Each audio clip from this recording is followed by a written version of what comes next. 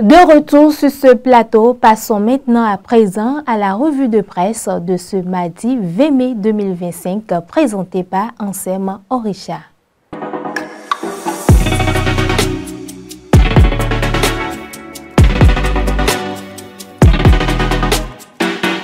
Amis de la revue de presse, mesdames, messieurs, bonjour. Les élections générales de 2026 préoccupent le parti Les Démocrates. Dynamisme Info, le pays émergent et la nation nous apprennent que la formation politique dirigée par l'ancien président Boni Yayi insiste sur la relecture du code électoral, condition sine qua non selon elle pour garantir des élections inclusives et apaisées. À en croire les différents journaux, les responsables du parti étaient face aux professionnels des médias le dimanche 18 mai 2025 à Cotonou. Une sortie médiatique au cours de laquelle ils ont une fois de plus tiré la sonnette d'alarme sur les risques que comporte en l'état le code électoral en vigueur. Intervenant dans le cadre d'une communication relayée par Dynamisme Info, le secrétaire national à la communication du parti, Dr Guy Mitokpe, a pointé du doigt certaines dispositions jugées chrysogènes. Il a souligné que pour chaque article problématique, les démocrates ont formulé des propositions concrètes afin d'éviter une impasse électorale en 2026. Au cœur des critiques, l'article 132 du code électoral qui fixe les modalités de parrainage pour les candidats à la présidentielle. Selon la nation, ce test impose à tout candidat de recueillir le soutien d'au moins 15% des députés et ou maires repartis sur au moins 3/5 des circonscriptions électorales. Un seuil jugé excessif et défavorable à l'opposition par le parti de Boni Yayi. Avec nos 28 députés, nous atteignons tout juste le minimum requis. Mais il suffirait qu'un seul d'entre eux soit empêché ou contraint de se retirer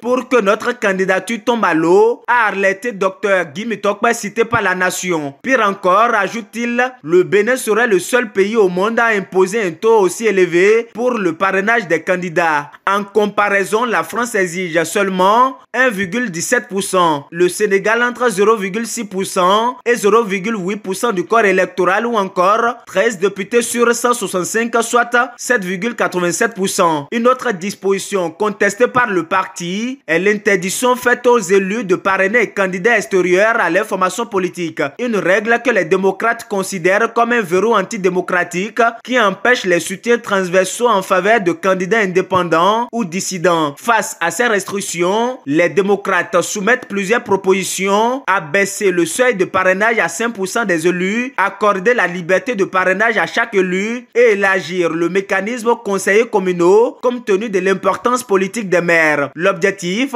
assainir et ouvrir le cadre électoral avant la présidentielle de 2026. Dans l'actualité diplomatique, le président Patrice Talon poursuit sa visite de travail au Qatar entamée dimanche dernier. Plusieurs journaux dont La Nation, le matinal Décryptage Info, Éveil Info rapportent que le chef de l'État béninois a été reçu ce lundi 19 mai 2025 par l'émir tchèque Tamim bin Hamad Al Thani. Un entretien au sommet au cours duquel les deux dirigeants ont affiché leur convergence de vues sur les grandes questions régionales et internationales, promotion de la paix, stabilité et développement durable. Cette visite a également permis de raffermir les liens de coopération entre les deux pays. Selon La Nation, le Bénin et le Qatar ont exprimé leur volonté commune de renforcer leur partenariat dans le domaine de l'aviation civile, notamment à travers une collaboration entre Qatar Airways et Amazon Airlines. Un projet de liaison aérienne directe Cotonou-Doha est envisagé, susceptible d'accroître l'attractivité économique du Bénin, de booster les investissements, le tourisme, le fret et les échanges culturels. Éveil Info n'hésite pas à titrer Talon et l'émir, c'est une nouvelle ère de partenariat stratégique. Sur le plan judiciaire, coup de théâtre hier à la Cour de répression des infractions économiques et du terrorisme criette dans l'affaire Louis-Philippe Ndeyon. Alors qu'un verdict était attendu, la Cour a finalement décidé de renvoyer le dossier à l'instruction. L'ancien directeur général de la police nationale, poursuivi pour harcèlement via un système de communication et incitation à la rébellion, a comparu ce lundi 19 mai. Selon le matinal qui relaie les informations de Banuto, la criette a estimé que le dossier présentait un caractère criminel nécessitait un approfondissement des investigations. Une instruction complémentaire a donc été ordonnée et Ndeyon retourne en détention en attendant la suite. Ça se complique pour Ndeyon, titre l'informateur. Et ce n'est pas tout. Le même quotidien révèle que l'affaire présumée de corruption au ministère de l'Intérieur relative à la reconnaissance du parti Les Libéraux prend une nouvelle nouvelle tournure. Un homme d'affaires, Achille Tepoin, a été arrêté et placé en garde à vue vendredi dernier selon Le Potentiel. Son nom revient avec insistance dans l'enquête visant Richard Bonouourou, arrêté la veille. D'après Le Potentiel, la justice cherche à établir les liens exacts entre Achille Tepoin et le président du parti Le Libéral. L'affaire ne se limite pas à des faits de corruption, des soupçons de blanchiment de capitaux sont également évoqués. Ainsi va l'actualité, mesdames, messieurs, telle que rapportée par les parutions ce mardi 20 mai 2025. Merci de nous avoir suivis. À demain.